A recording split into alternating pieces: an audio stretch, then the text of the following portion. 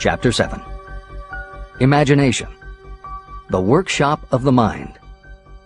The fifth step toward riches. The imagination is literally the workshop where all plans are created. It is where the impulse, the desire, is given shape, form, and action through the aid of the imaginative faculty of the mind. It has been said that we can create anything that we can imagine.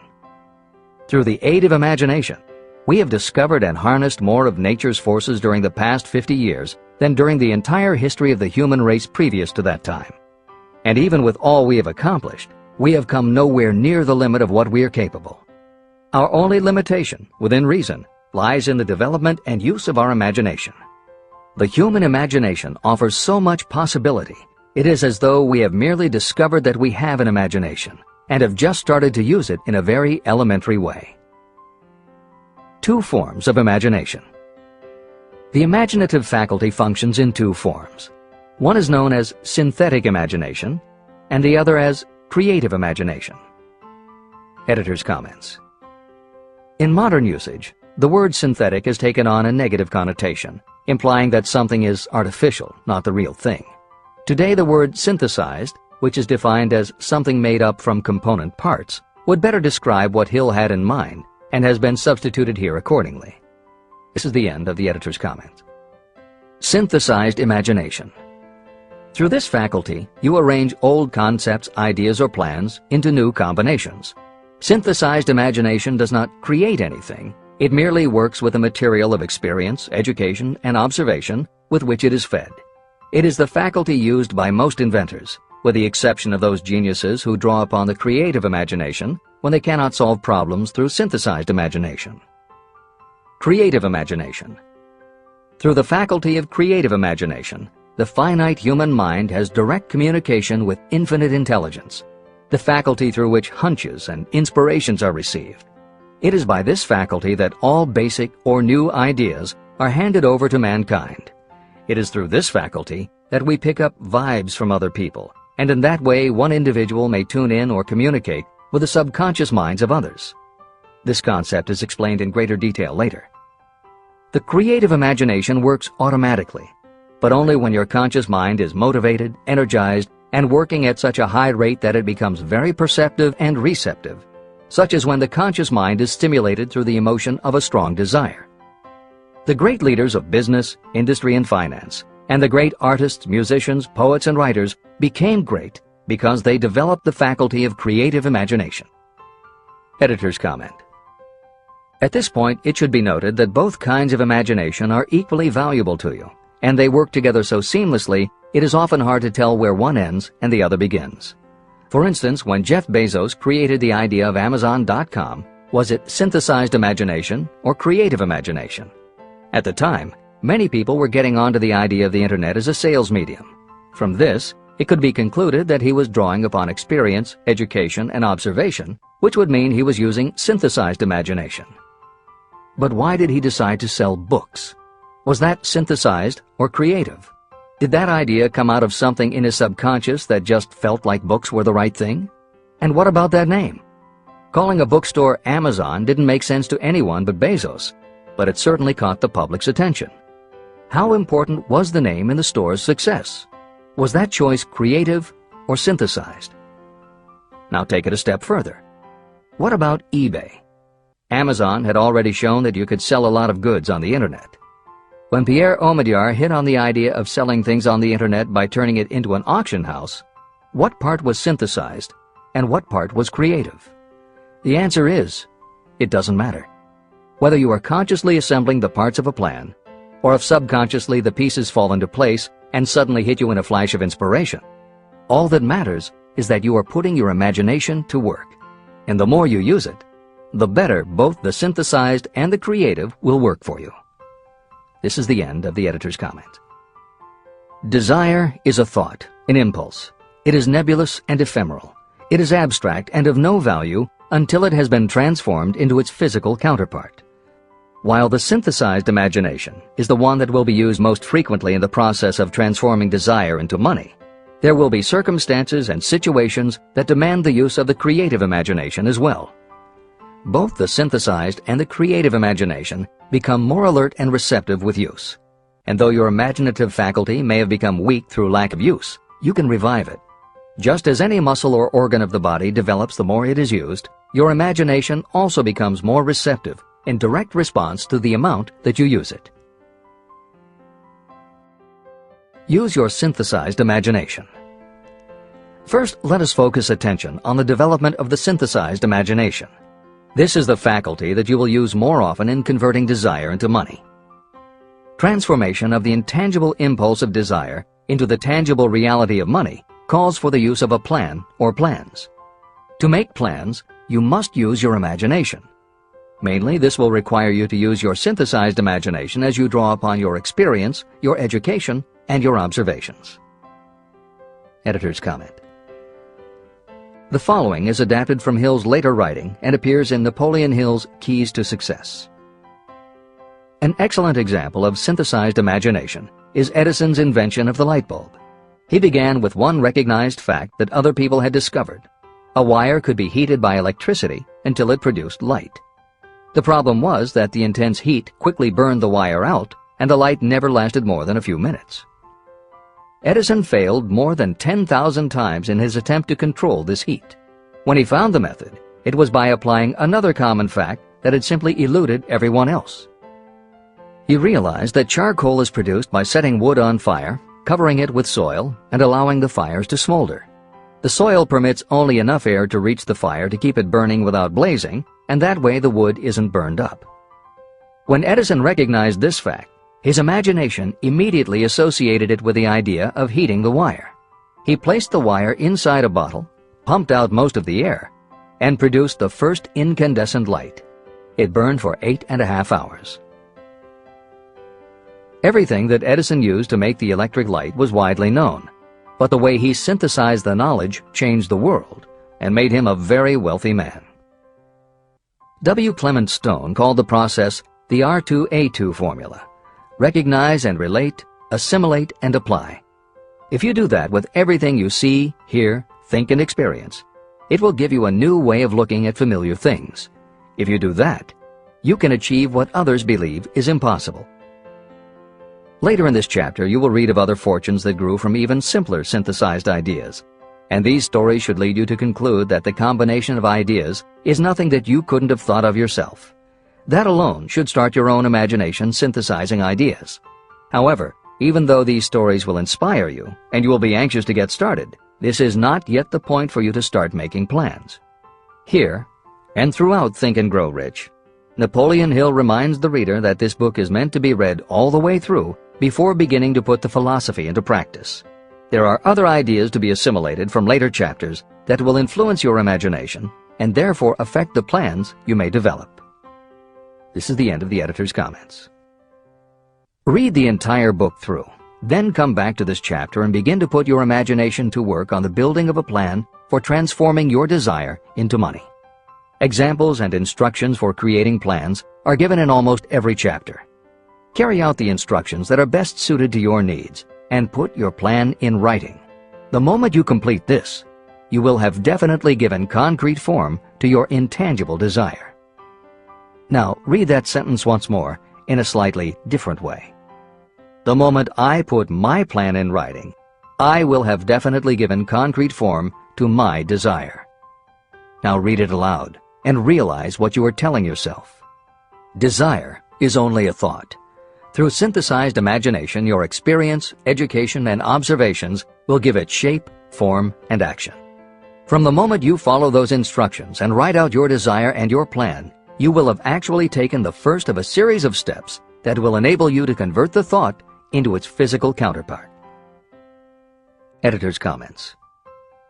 Synthesized imagination plays a role in every phase of a business plan. In fact, some of the most successful companies actually get started from synthesized imagination. When an entrepreneur, drawing upon his or her education, experience, and observations, takes an idea from one source and gives it a new application. That is exactly what happened with Ruth Handler. She and her husband, along with another partner, had started a small manufacturing company which had evolved into toy manufacturing. The success of their business depended on coming up with new toy ideas.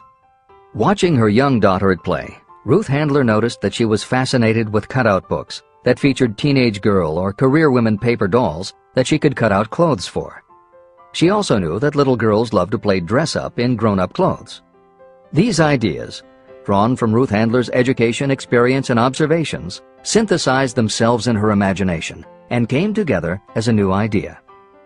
Ruth Handler announced that they should make a lifelike teenage girl doll, not a paper doll, but a real three-dimensional grown-up doll with a woman's figure, and they could also make grown-up clothes to fit it, so that girls could play dress-up with the doll. In honor of the source of inspiration, Ruth Handler named the new doll after her daughter, Barbie. As obvious as it seems now, until Ruth Handler, no one had the imagination to make and market a doll that looked like a woman. And certainly no one had ever made endless collections of tiny women's fashions for a doll to wear. Previously, we mentioned Jeff Bezos creating Amazon by combining the idea of a bookstore with the internet, and Pierre Omidyar doing the same thing with auctions when he launched eBay. Mary Kay Ash took the idea of women running their own businesses and added the idea of door-to-door sales. Anita Roddick took the trend of all-natural ingredients, combined it with cosmetics, and created the body shop empire. Bernard Marcus and Arthur Blank took the concept of the supermarket, combined it with hardware, and created Home Depot.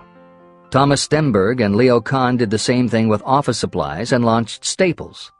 Once the connections are made, it may seem obvious, but making these supposedly obvious connections has brought success to many people. Napoleon Hill says imagination is like a muscle that can be strengthened through use. Just as there are specific exercises that will build and improve physical muscles, specific exercises have been developed to improve and build imagination. And it is commonly accepted that creativity developed in one area will affect your creativity in others. Dr. Edward de Bono, one of the most highly regarded experts in the field, has written more than 25 books, including the bestsellers Lateral Thinking and 6 Thinking Hats, that are literally designed to make you think. Dr. Betty Edwards' bestseller, Drawing on the Right Side of the Brain, uses drawing techniques to awaken creativity. Dr. Gabrielle Rico's bestseller, Writing the Natural Way, uses a technique called clustering as a way to break writer's block. And Tony Buzan uses a similar method for opening your mind that he terms mind mapping. In their bestseller, Super Learning, Sheila Ostrander and Lynn Schroeder show ways to use classical music. And Roger Von Eck suggests puzzles and riddles as stimuli in A Whack on the Side of the Head. This is the end of the editor's comments. Tapping into creative imagination. The earth on which you live, you yourself, and every other material thing are the result of evolutionary change, through which bits of matter have been organized and arranged in an orderly fashion. As far as science has been able to determine, the entire universe consists of but 2 things, matter and energy. Moreover, and this statement is of stupendous importance, this earth, every one of the billions of individual cells of your body, and every subatomic particle of matter began as an intangible form of energy.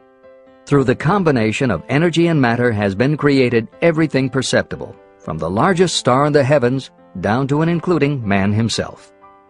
Desire is a thought impulse. Thought impulses are forms of energy. When you begin the process of acquiring money by using the thought impulse of desire, you are drafting into your service the same stuff that nature used in creating this earth, as well as every material form in the universe, including your body and your brain, in which the thought impulses function. Editor's comments. Although recent developments in physics, gauge theory, string theory, membrane theory, and others, have advanced our understanding of matter and energy, Hill's preceding description remains in accord with modern science. The newer theories are variations on and refinements of the basic concept that everything in the universe is either space, time, matter, or energy. And as Einstein stated, energy and matter are in fact different forms of the same thing. As Hill says, everything from the stars to the solar system to the earth to you, your brain, and that little spark called a thought are all the same stuff.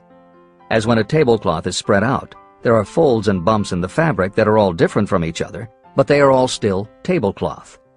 Like the folds and bumps in the tablecloth, energy and matter are the same thing in different forms.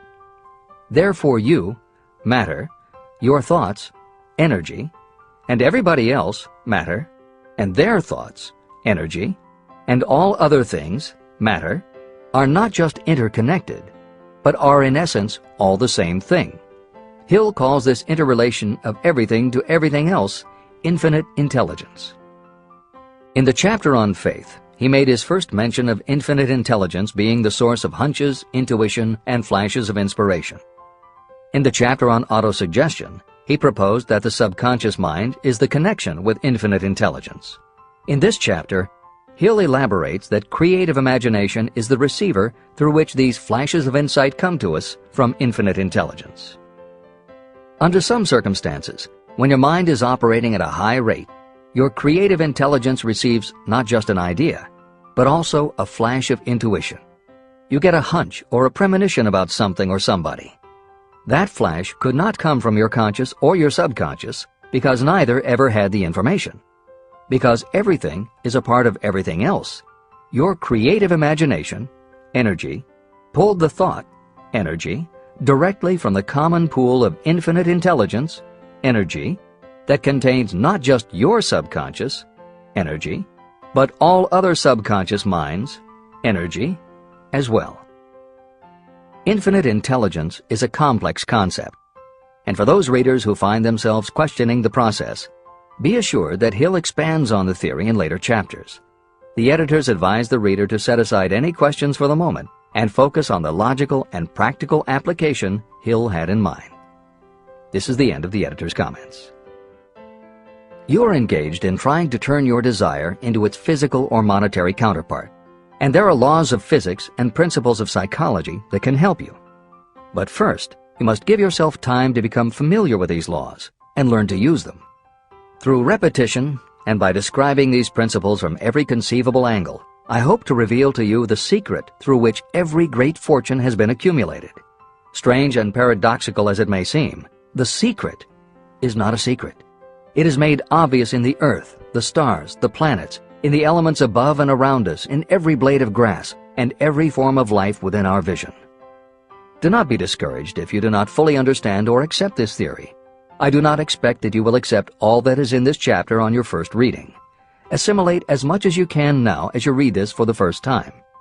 Later, when you reread and study it, you will discover that something has happened to clarify it and give you a broader understanding of the whole. Above all, do not stop nor hesitate in your study of these principles until you have read the book at least 3 times. Then, you will not want to stop. How to make practical use of imagination. Ideas are the beginning points of all fortunes. Ideas are products of the imagination. Following are 2 true stories about ideas that have yielded huge fortunes. I hope that these stories will convey how important a role imagination can play in turning an idea into success, and that they will illustrate the method by which imagination may be used in accumulating riches. The Enchanted Kettle. In the late 1880s, an old country doctor drove to town, hitched his horse, quietly slipped into a drugstore by the back door, and began dickering with a young drug clerk. For more than an hour behind the prescription counter, the old doctor and the clerk talked in low tones. Then the doctor left. He went out to the buggy and brought back a large old-fashioned kettle, a big wooden paddle, used for stirring the contents of the kettle, and deposited them in the back of the store. The clerk inspected the kettle, reached into his inside pocket, took out a roll of bills, and handed it over to the doctor. The roll contained exactly $500, the clerk's entire savings. The doctor handed over a small slip of paper on which was written a secret formula. The words on that small slip of paper were worth a king's ransom, but not to the doctor. Those magic words were needed to start the kettle to boiling, but neither the doctor nor the young clerk knew what fabulous fortunes were destined to flow from that kettle. The old doctor was glad to sell the outfit for $500. The clerk was taking a big chance by staking his entire life savings on a mere scrap of paper and an old kettle. He never dreamed his investment would start a kettle to overflowing with gold that would one day surpass the miraculous performance of Aladdin's lamp. What the clerk really purchased was an idea. The old kettle and the wooden paddle and the secret message on a slip of paper were incidental. The miracle of that kettle only began to take place after the new owner mixed with the secret instructions an ingredient of which the doctor knew nothing. See if you can discover what it was that the young man added to the secret message, which caused the kettle to overflow with gold. Here you have a story of facts stranger than fiction, facts that began in the form of an idea. Just look at the vast fortunes of gold this idea has produced. It has paid, and still pays, huge fortunes to men and women all over the world who distribute the contents of the kettle to millions of people. The old kettle is now one of the world's largest consumers of sugar, thus providing jobs to thousands of men and women engaged in growing sugarcane and in refining and marketing sugar. The old kettle consumes annually millions of bottles and cans, providing jobs to huge numbers of workers. The old kettle gives employment to an army of clerks, stenographers, copywriters, and advertising experts throughout the nation. It has brought fame and fortune to scores of artists who have created magnificent pictures describing the product. The old kettle has converted Atlanta, which was a small southern city, into the business capital of the South, where it now benefits, directly or indirectly, every business and practically every resident of the city.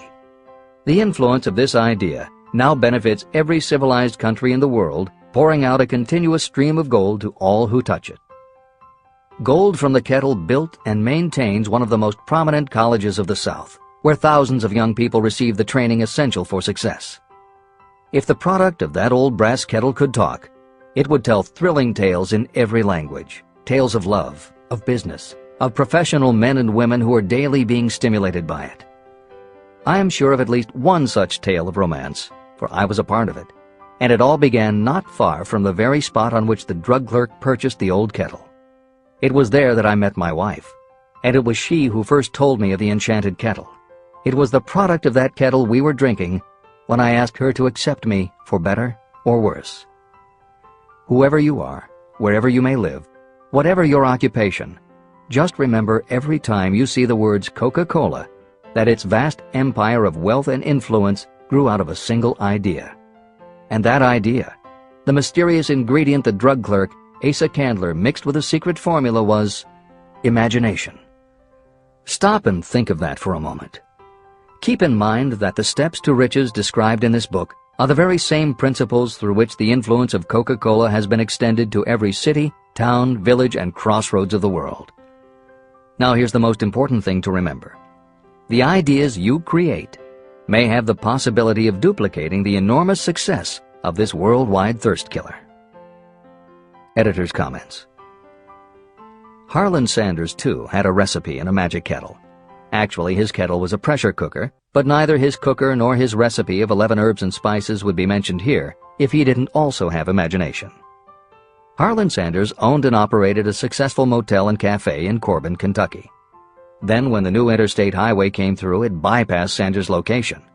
In a short time, his business went broke, leaving him with little more than his recipe for fried chicken and a way to make it quickly in a pressure cooker. At 62 years of age, the Colonel, as people called him, had to find a new way to make a living. That's when the magic ingredient, imagination, came in. He decided he wasn't going to sell fried chicken anymore. Instead, he would sell his method for making it. He packed his recipe and cooker into the back of his car and hit the road to demonstrate his fried chicken to other restaurant owners. In the first 2 years, he managed to sell 5 franchises. 2 years later, he'd sold 200. 4 years later, he was up to 600 locations when he was approached by an investment group to sell his company. Recognizing that the magic wasn't just in the kettle or the recipe, the new owners asked Colonel Sanders to stay on as spokesman for the company, which he did until his death in 1980. Today, there are almost 12,000 KFC locations in more than 80 countries with sales of nearly $10 billion a year.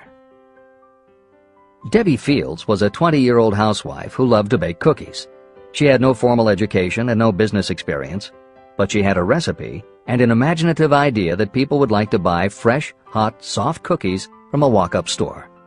The business people and bankers she approached told her she was crazy, but she and her husband continued to pitch her idea to banker after banker until they finally wore one down enough to give Debbie Fields a loan to open a store in Palo Alto, California. By noon on her first day, she still hadn't sold a cookie, so she went out into the street and gave away samples. That did it. Her walk-in try-a-sample cookie store took off. Today, Mrs. Field's stores are all across America. Harvard Business School uses her methods as a case study in efficiency, and Debbie Fields has become a best-selling author, an in-demand motivational speaker, and a television personality. Wally Famous Amos was a Los Angeles talent agent who copied a cookie recipe off the back of a bag of Nestle's chocolate chips. He made a few changes to personalize the recipe and started to give out his version of homemade cookies as a sort of calling card. His clients and business associates liked them so much that Wally finally decided to quit show business and open a store. He did it with a Hollywood agent's flair. He opened on Sunset Boulevard with 2,000 invitations, a red carpet, and celebrities. With the same flair, he put his picture on the bag, filled the bags with cookies, and started selling them to exclusive department stores and specialty shops. 10 years later, Famous Amos cookies were a $10 million business. Ray Kroc was over 50 and selling milkshake mixers when he heard about a hamburger stand in California, owned by Dick and Mac McDonald, that was doing great business. He packed his car and headed to San Bernardino to check it out. What he saw was a sit-down restaurant that had a limited menu featuring a good hamburger recipe, and they were serving them faster than any place he'd ever seen. Figuring that if there were more places like this, he could sell them a lot of milkshake mixers, Kroc pitched the McDonald brothers on the idea of opening some more McDonald's. They were interested, but they didn't know who they could get to open the new restaurants. This time, it was a recipe and a magic griddle, but it still needed the extra ingredient, imagination. On the spot, Ray Kroc offered to go into business with them and open the restaurants himself. According to the signs on the golden arches, Ray Kroc's imagination paid off in billions of hamburgers sold. In 1982, Howard Schultz went to work as the director of marketing for a small coffee importer wholesaler called Starbucks, which had only one location in Seattle's Pike Place market. While he was on a trip to Italy, Schultz got the idea that the coffee bar culture he saw in Milan could be transposed to the downtown Seattle scene. He convinced the company to try it. His coffeehouse idea was such a success that Schultz went out and raised the money to buy the company. 5 years after he joined Starbucks, he was CEO of a company that had 17 locations.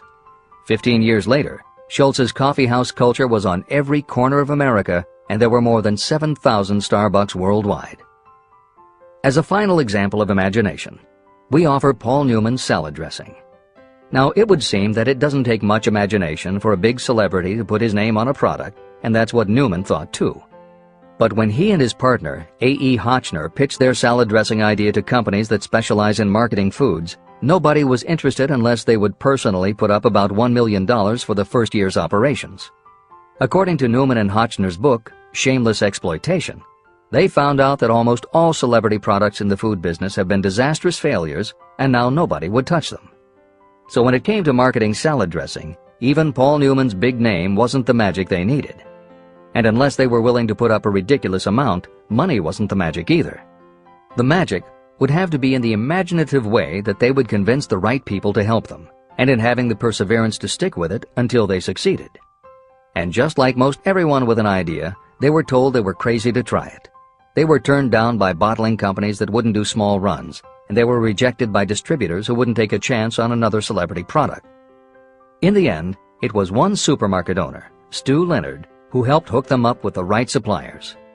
But even that wouldn't have been enough if Stu Leonard hadn't had enough imagination to see the possibilities and agree to put Newman's own salad dressing on the shelves in his store. 15 years later, Newman's Own Brands was a $100 million company, which gives all profits to charity. This is the end of the editor's comments. What I would do if I had $1 million. The following story proves the truth of that old saying, where there's a will, there's a way. It was told to me by that beloved educator and clergyman Frank W. Gonzalez, who began his preaching career in the Stockyards region of Chicago. While Dr. Gonzalez was going through college, he observed many defects in our educational system, defects that he believed he could correct if he were the head of a college. He made up his mind to organize a new college in which he could carry out his ideas without being handicapped by orthodox methods of education. He needed $1 million to put the project across. Where was he to lay his hands on so large a sum of money? That was the question that absorbed most of this ambitious young preacher's thought, but he couldn't seem to make any progress. Every night, he took that thought to bed with him. He got up with it in the morning. He took it with him everywhere he went. He turned it over and over in his mind until it became a consuming obsession with him. Being a philosopher as well as a preacher, Dr. Gonzalez recognized, as do all who succeed in life, that definiteness of purpose is the starting point from which one must begin. He recognized, too, that definiteness of purpose takes on life and power when backed by a burning desire to translate that purpose into its material equivalent. He knew all these great truths, yet he did not know where or how to lay his hands on $1 million. The normal thing would have been to give up and quit, saying, "Ah, well, my idea's a good one, but I can't do anything with it because I can't raise the $1 million." That is exactly what the majority of people would have said, but it is not what Dr. Gonzalez said. What he said, and what he did, are so important that I will now introduce him and let him speak for himself. One Saturday afternoon, I sat in my room thinking of ways and means of raising the money to carry out my plans. For nearly 2 years I had been thinking, but I had done nothing but think. The time had come for action. I made up my mind, then and there, that I would get the necessary $1 million within a week. How? I was not concerned about that. The main thing of importance was the decision to get the money within a specified time. I want to tell you that the moment I reached a definite decision to get the money within a specified time, a strange feeling of assurance came over me, such as I had never before experienced.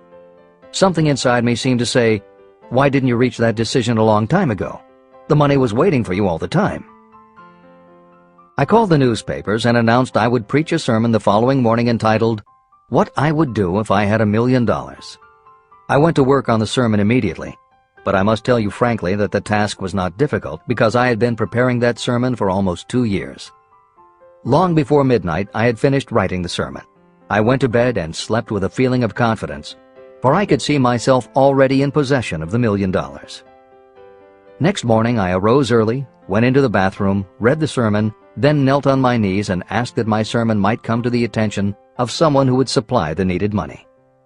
While I was praying, I again had that feeling of assurance that the money would be forthcoming. In my excitement, I walked out without my sermon and did not discover the oversight until I was in my pulpit and about ready to begin delivering it. It was too late to go back for my notes, and what a blessing that I couldn't go back. Instead, my own subconscious mind yielded the material I needed. When I arose to begin my sermon, I closed my eyes and spoke with all my heart and soul of my dreams. I not only talked to my audience, but I fancy I talked also to God. I told what I would do with $1 million if that amount were placed in my hands. I described the plan I had in mind for organizing a great educational institution, where young people would learn to do practical things and at the same time develop their minds. When I had finished and sat down, a man slowly arose from his seat, about 3 rows from the rear, and made his way toward the pulpit. I wondered what he was going to do. He came into the pulpit, extended his hand, and said, "Reverend, I liked your sermon. I believe you can do everything you said you would if you had $1 million. To prove that I believe in you and your sermon, if you will come to my office tomorrow morning, I will give you the $1 million. My name is Philip D. Armour." Young Gonzalez went to Mr. Armour's office, and the $1 million was presented to him. With that money, he founded the Armour Institute of Technology, now known as Illinois Institute of Technology. The $1 million that launched the Armour Institute came as the result of an idea.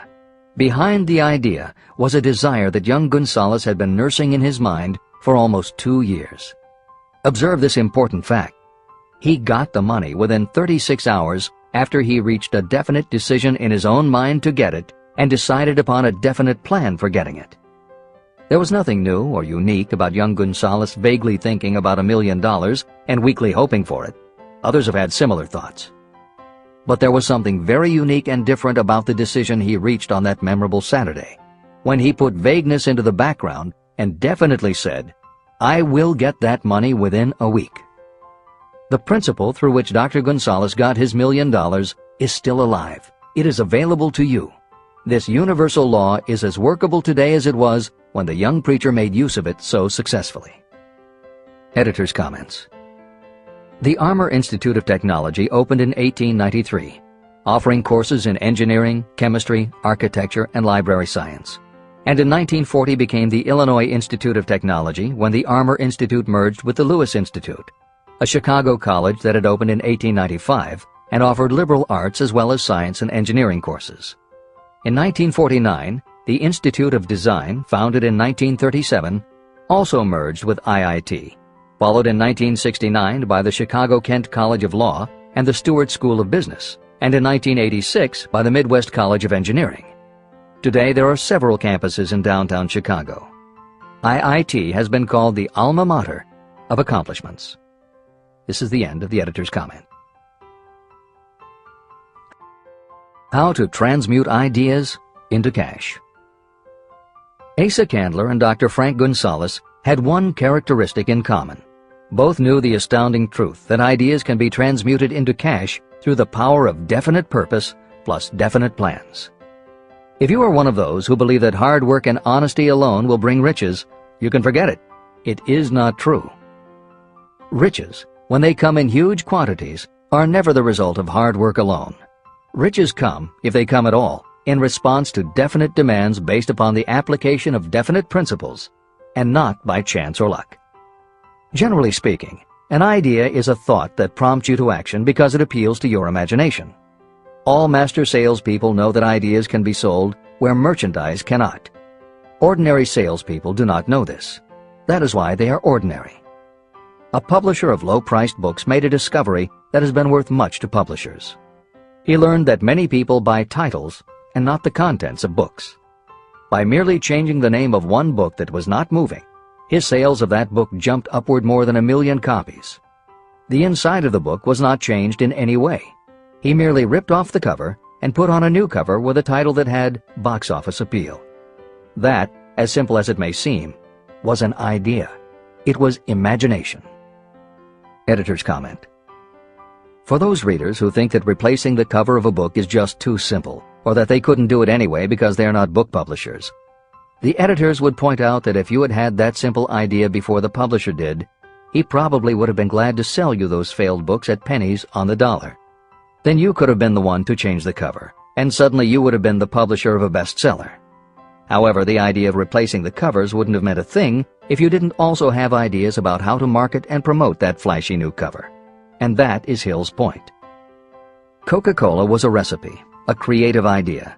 But it would have stayed just a recipe if Asa Candler hadn't also had other creative ideas to market it and the faith in himself to carry through on those ideas. Spence Silver was a chemist working for 3M when, by accident, he created a glue that wasn't very sticky. Needless to say, 3M was not much interested in glue that didn't stick, and Silver's invention was shelved as a failure. But Silver liked his glue, so for 5 years he kept demonstrating it to anyone who would listen. Nobody did, until Arthur Fry, who worked in the tape division at 3M, found that when he was at choir practice, he kept losing his place in the hymnal because the pieces of paper he used to mark his place slipped down or fell out of the book. A little of Silver's not very sticky glue on the slips of paper, and they stayed where he wanted them, then peeled off easily when he was done. That was the eureka moment. They had just invented the world's best bookmark, Post-its. But that's not the end of the story, or the end of the imaginative ideas that were needed to make Post-its happen.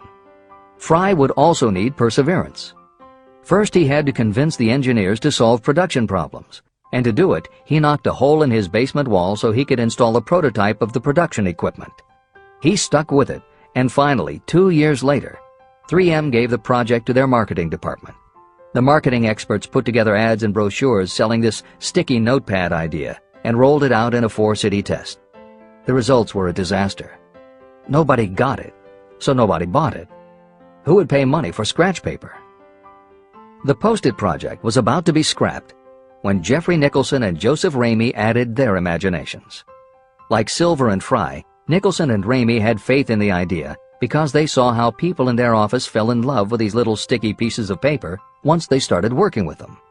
So Nicholson and Ramey went to Richmond, Virginia, one of the 4 test cities that had failed, and they went up and down the business district, going into offices and giving pads of Post-its to receptionists, secretaries, and anyone else who would listen.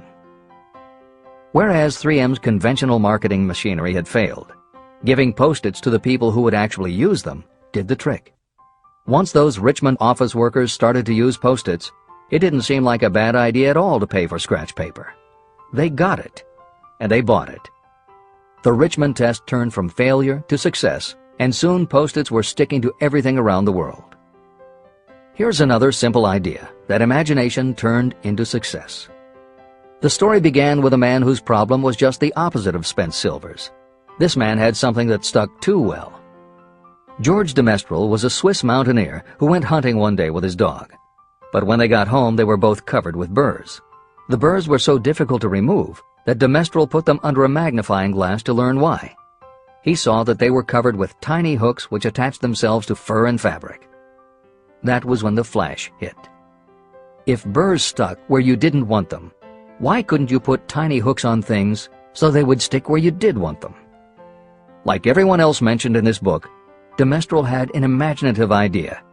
But that was just the beginning.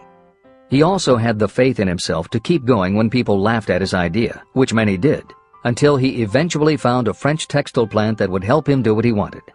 However, even when they finally worked out a way to use cotton fabric to make what they called locking tape, they couldn't afford to mass produce it. And that's when de Mestral accidentally discovered that when you sew nylon under infrared light, it naturally made little hooks. Now they could manufacture it economically. All they needed was a name. One side was fuzzy like velvet, and the other side was crochet, the French word for hook. Take half vel and half crow, combine it with imagination. The result is Velcro, and a Swiss mountaineer becomes a business tycoon. The Sony Corporation once tried to make a very small stereo tape recorder that would work with standard-size cassettes, but they couldn't do it. They could make a small playback machine, but at the time the electronics needed to also make it a recording machine just couldn't be made small enough.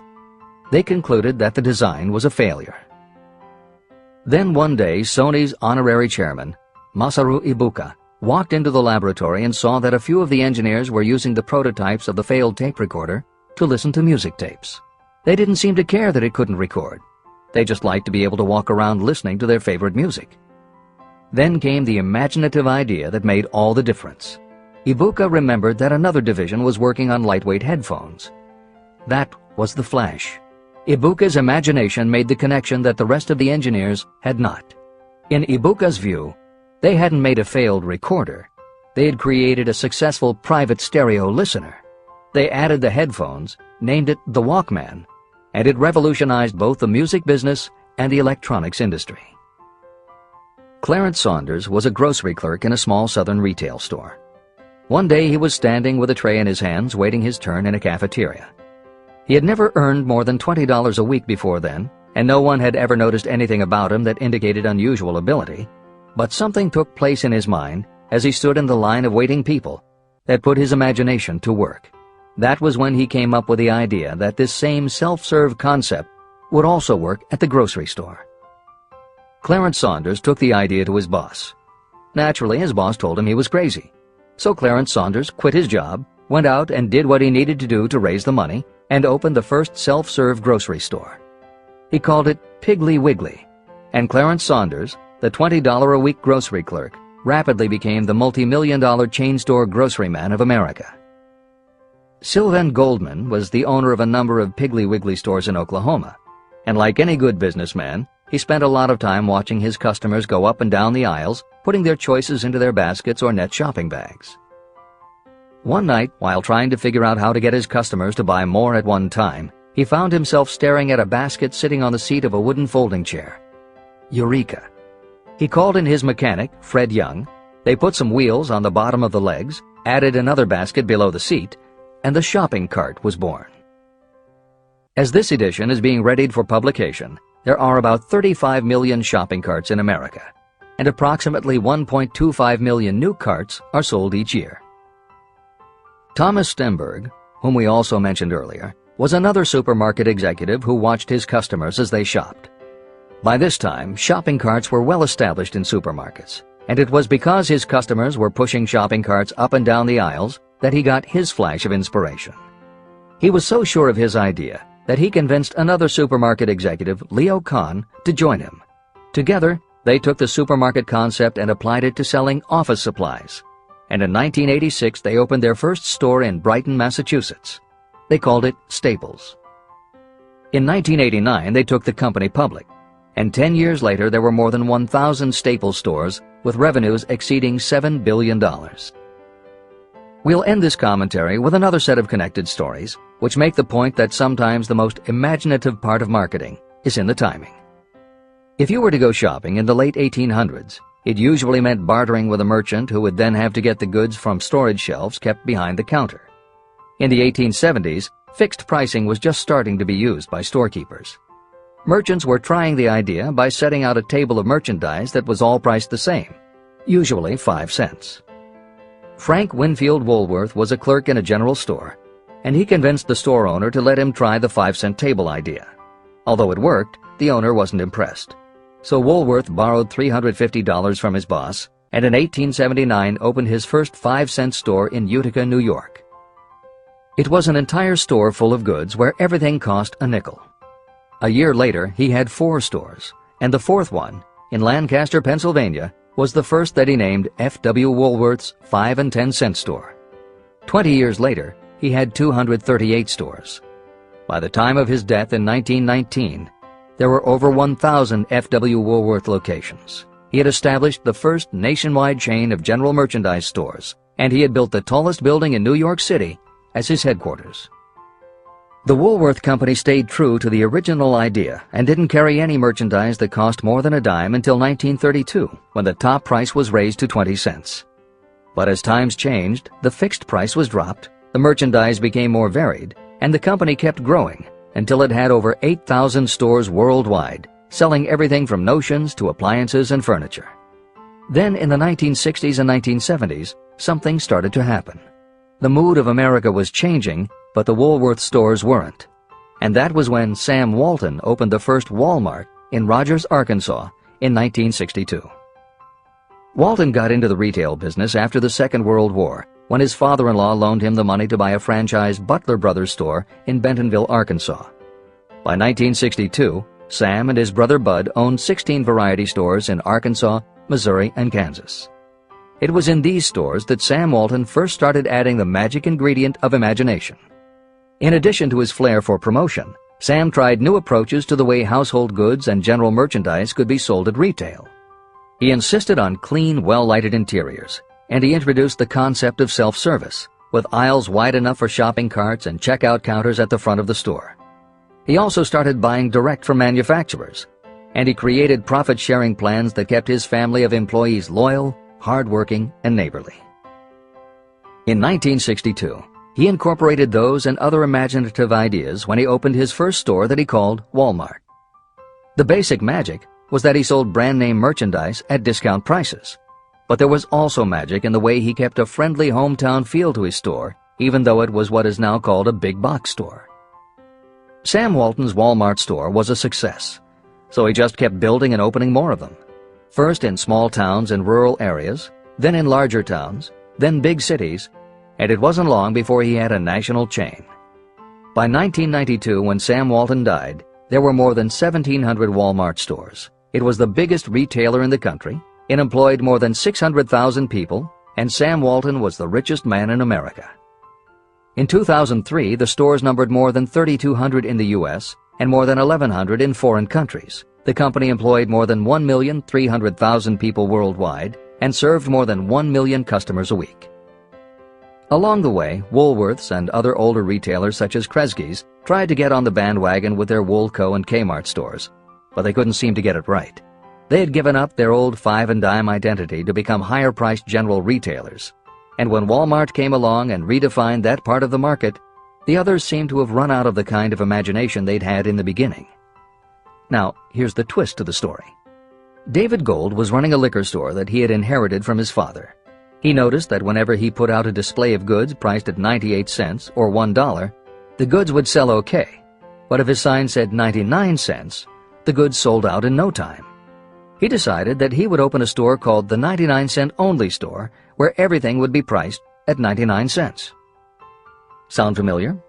Frank Woolworth's imaginative idea from 1879, which had been dropped at his namesake chain by the 1940s and 1950s, had just gotten a fresh shot of imagination from David Gold in 1982. As usual, friends and family told him he was crazy, but David Gold went out to find suppliers who would sell him discontinued merchandise or overproduced products at a price low enough that he could offer them to the public at 99 cents. He found them. and they even had brand-name products of everything from hardware to pantyhose, cleaning products, motor oil, kitchenware, cosmetics, electronics, toys, canned goods, frozen foods, cookies, fresh fruit, even gourmet foods. More than 5,000 items that he could sell for 99 cents and still make a profit. David Gold opened his first well-lighted, brightly colored green and fuchsia wide-aisle store in Inglewood, California in 1982. By 2003, he had 142 stores in California, Nevada, and Arizona, and he was listed on the Forbes 400 as having earned a personal fortune estimated at more than $650 million. As Napoleon Hill wrote elsewhere about the creation of Piggly Wiggly, "Where in this story do you see the slightest indication of something that you could not duplicate? The plan, which made millions of dollars for its originator, was a very simple idea that anyone could have adopted. Yet considerable imagination was required to put the idea to work in a practical sort of way. The more simple and easily adapted an idea is, the greater is its value, as no one is looking for ideas that are involved with great detail or are in any way complicated." This is the end of the editor's comments. There is no standard price on ideas. The creator of ideas sets his or her own price, and if they are smart, they get it. The story of practically every great fortune starts with a day when a creator of ideas and a seller of ideas got together and worked in harmony. Carnegie surrounded himself with men who could do what he could not do, men who created ideas and men who put ideas into operation, and that was what made him and the others fabulously rich. Millions of people go through life hoping for favorable breaks. Perhaps a favorable break can get you an opportunity, but the safest plan is not to depend upon luck. It was a favorable break that gave me the biggest opportunity of my life, but more than 20 years of determined effort had to be devoted to that opportunity before it became an asset. The break consisted of my good fortune in meeting and gaining the cooperation of Andrew Carnegie. On that occasion, Carnegie planted in my mind the idea of organizing the principles of achievement into a philosophy of success. Millions of people have profited by the discoveries made in the years of research, and fortunes have been accumulated through the application of the philosophy. The beginning was simple. It was an idea that anyone might have developed. The favorable break came through Carnegie. But what about the determination, definiteness of purpose, and the desire to attain the goal, and the persistent effort of all those years of research? It was no ordinary desire that survived disappointment, discouragement, temporary defeat, criticism, and the constant reminding that I was wasting my time. It was a burning desire, an obsession. When the idea was first planted in my mind by Mr. Carnegie, it was coaxed, nursed, and enticed to remain alive. Gradually, the idea became a giant under its own power, and it coaxed, nursed, and drove me. Ideas are like that. First you give life and action and guidance to ideas. Then they take on a power of their own and sweep aside all opposition. Ideas are intangible forces, but they have more power than the physical brains that give birth to them. They have the power to live on after the brain that creates them has returned to dust. Tell the world what you intend to do, but first, show it.